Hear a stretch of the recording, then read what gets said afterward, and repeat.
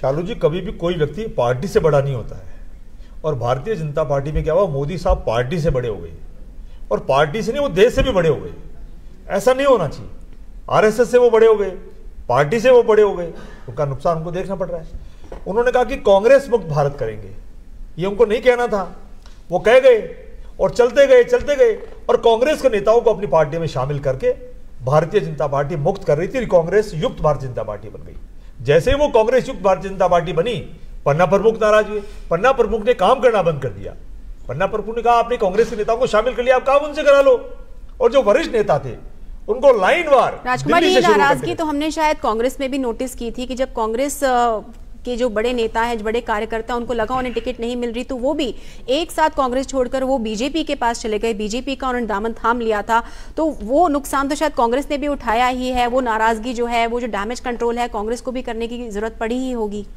शालू जी, एक कॉन्स्टिट्यूंसी में तकरीबन 200 से 500 लोगों का एक टीम होती है और उसका एक नेता होता है जो एमएलए का चुनाव लड़ा होता है या एमपी का चुनाव लड़ा होता है।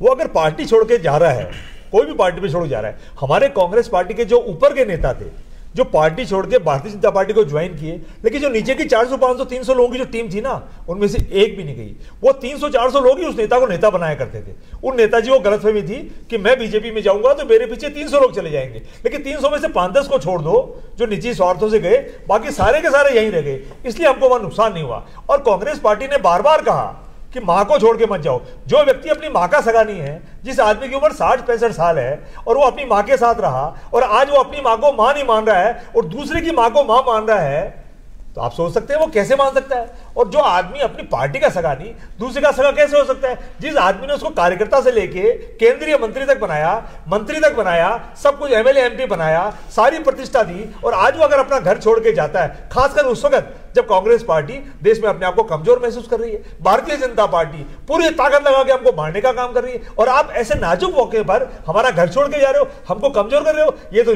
नीली छतरी वाले का आशीर्वाद है और तमाम उन छोटे कार्यकर्ताओं का आशीर्वाद है कि वो पार्टी के साथ खड़े रहे। और आज पार्टी में थोड़ा बहुत जो देख रहे हैं, जो रुझान दिख रहे हैं, उसमें थोड़ी जान आती नजर